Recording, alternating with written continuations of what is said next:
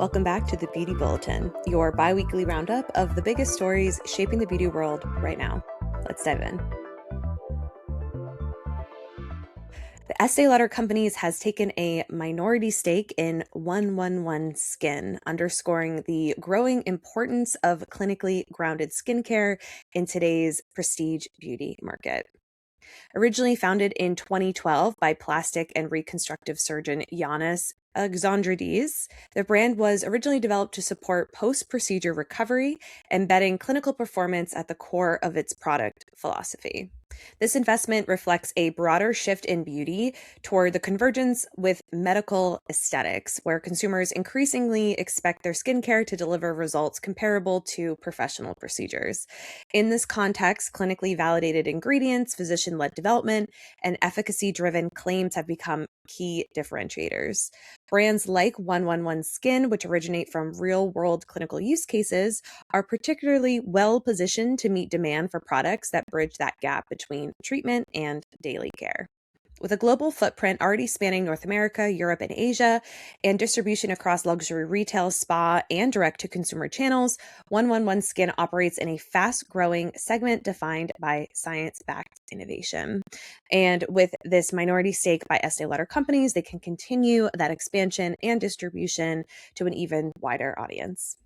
And in brand news, Stila has appointed a new CEO, Daniel M. Anise. You might remember this from the Cosmetic Chronicles episode that I did on Stila, but they launched in 1994 and they built their reputation on artist-driven, trend-forward products designed to combine that artistic creativity with long wearability. Best known for their cult favorites like the Stay All Day liquid eyeliner, the One Step Correct, the convertible color, Stila has maintained a loyal following, as we noticed in that episode, over the past 3 decades while navigating an increasingly competitive global beauty landscape. So Anise is already well acquainted with the brand. He has spent the last 3 years serving as a board advisor.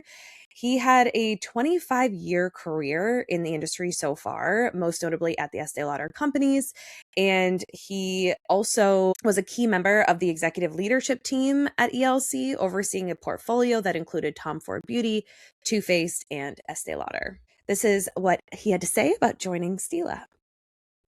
Quote, Stila is a remarkable brand with a powerful heritage inspired by innovation, creativity, and artistry.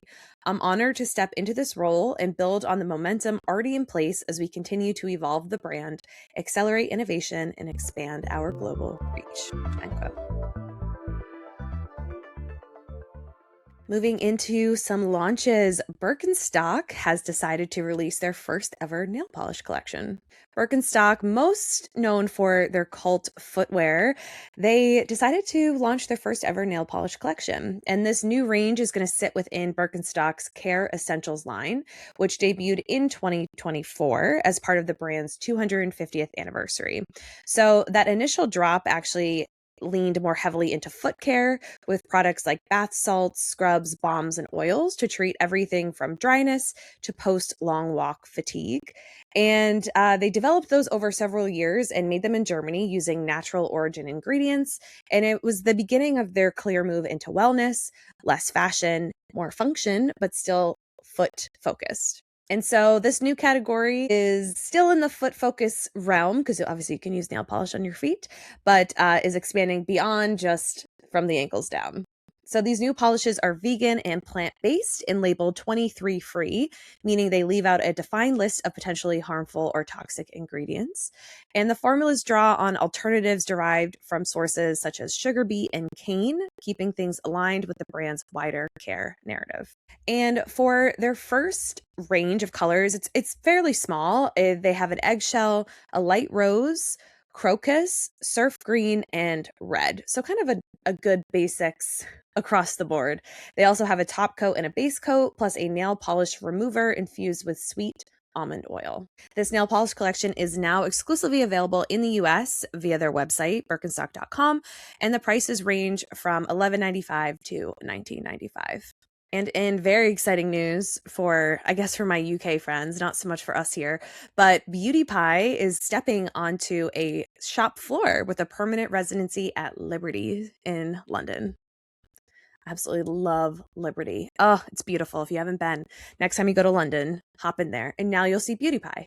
So the British beauty brand will be located in Liberty's Beauty Hall, joining a lineup that mixes established names with emerging brands, including La Mer, Irene Forte, and Bibi. The secondary activation will follow from May 12th, when Beauty Pie is going to take over the store's central atrium with a fully shoppable pop-up. So they're going to start with this pop-up, and then they'll move into a more permanent location within their beauty hall. Originally founded by Marsha Kilgore, Beauty Pie has built its business around a membership model that gives customers access to a wide range of beauty products at reduced prices. So the company works directly with the manufacturing labs to help develop the ranges, and that kind of bypasses the traditional markups that beauty brands will do. So Beauty Pie will work with similar labs that, like, a major beauty brand will work with, but they remove the kind of in-between pricing that we tend to get hit with. The only kind of pricing you pay is to be a member, and then you pay the membership prices, but you can buy Beauty Pie without being a member as well. You just pay a little bit more. Liberty Space brings that model into a physical setting. Existing members can shop a curated edit of hero skincare, makeup, devices, and body care at their usual prices, while non-members can browse at guest rates, or they can join as a member right there in store. Here's a quote from Marsha about joining the Liberty family. Quote, Liberty has always been a champion of creative thinkers, a curator of the unexpected, a place where originality gets shelf space. It's the perfect place for Beauty Pie, and we're really excited to be moving in. End quote. And lastly, here's a quote from Natalie Guselli, the head of beauty at Liberty. Quote, we're incredibly excited to welcome Beauty Pie to Liberty. This is a major milestone for the brand and a truly exciting moment for our beauty hall. As their first permanent space in a leading retail destination, it marks a significant step change, bringing their disruptive approach to beauty to life in a new and immersive way.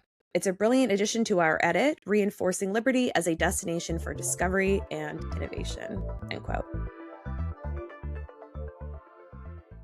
And we have a few new celebrity campaigns to talk about this week. First up is Jacob Elordi is the new face of Bleu de Chanel. So the French fashion house has just announced the Australian actor as their new ambassador with a fresh campaign set to drop this month. Here's a quote from Jacob about joining the Chanel family.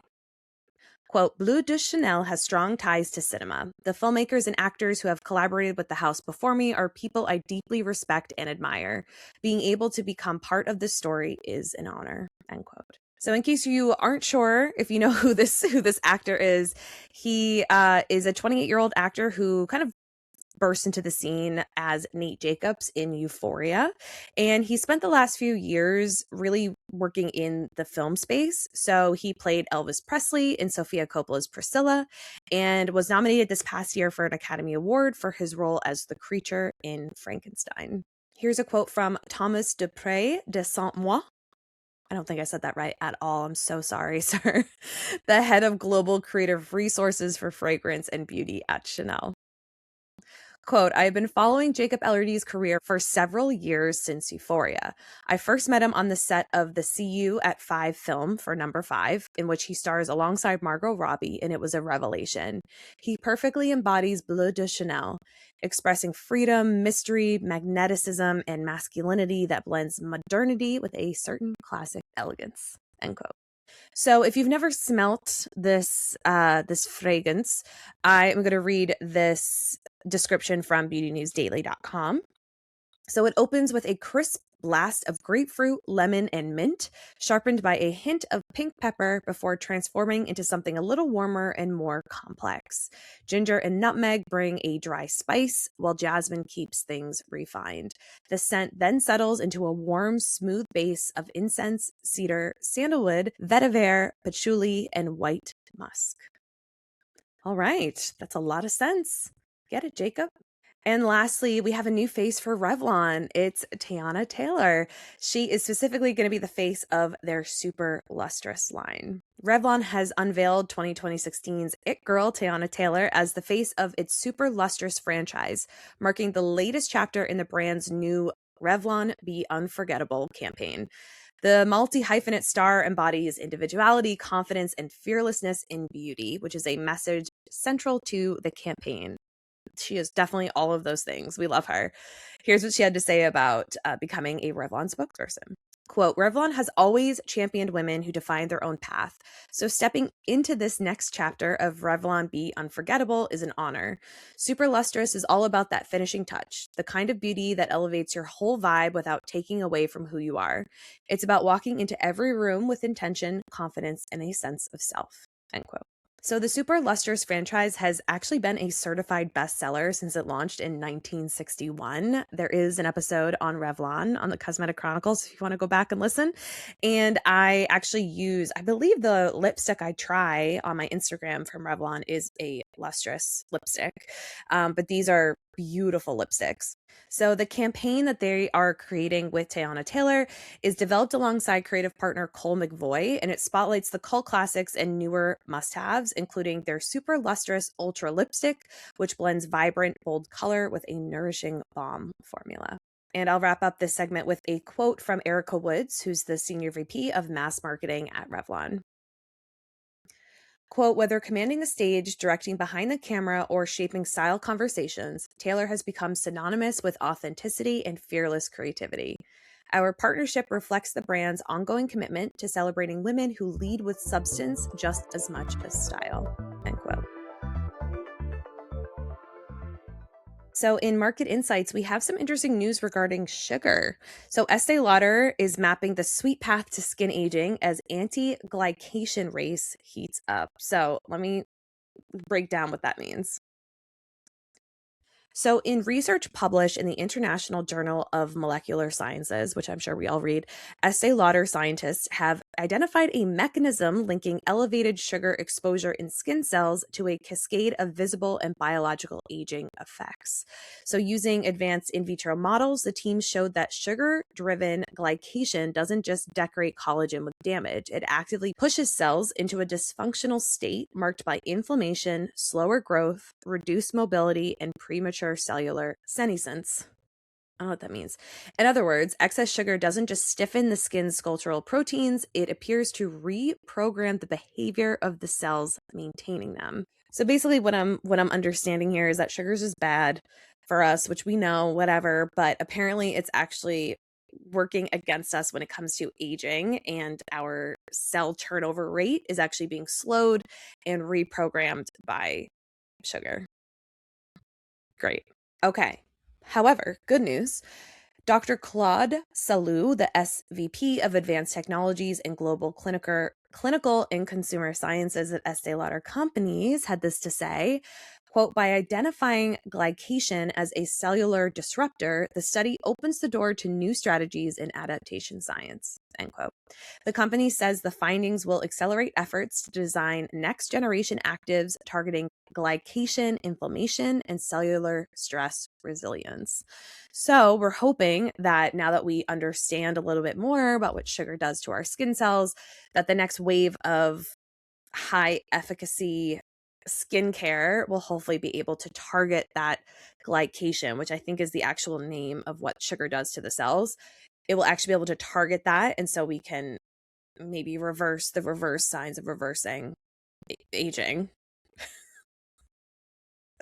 Hopefully it can help us, basically. So the scientists are getting on it, is what I'm understanding. So the timing of this study is notable. The cosmetics industry is rapidly reframing glycation as a central aging pathway, on par with oxidative stress and UV damage, and a growing cluster of ingredient innovators is now racing to intercept the sugar aging cascade at multiple points. Among them, ProVital has introduced Pure Bloom, a postbiotic ferment targeting the overlap between adult acne and aging skin.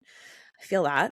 Its data points are aggressive. A reported 37% reduction in advanced glycation and products alongside boosts in collagen 1 and elastin and accelerated fibroblast migration, positioning it as both a reset and repair active in metabolically stressed skin.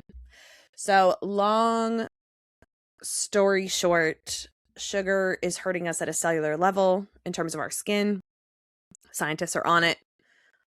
Maybe we don't have to worry about it in a couple years. We'll see.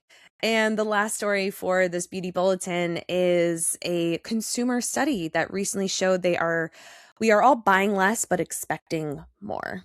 According to the Alvarez and Marcel Consumer Sentiment Spring 2026 report, consumers are still willing to spend, but they expect something in return.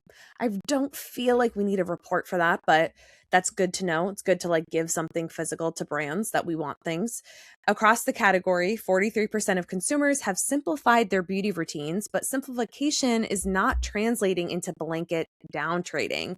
Instead, spending is concentrating. So hair care and skincare are holding up as a necessity category, while fragrance and makeup are increasingly treated as discretionary, creating a clearer hierarchy within beauty baskets. And the overall sentiment remains cautious. So the spring report shows that net beauty spending intent at -3%, meaning slightly more consumers plan to reduce rather than increase spend. About 20% of consumers are still trading up in beauty, even in a cautious environment. The motivations are increasingly functional rather than aspirational. So 51% of people cited higher quality ingredients or clean formulations. Also interesting, between 25 and 41% of consumers now use AI for product discovery, research, and value comparison across beauty, apparel, and grocery.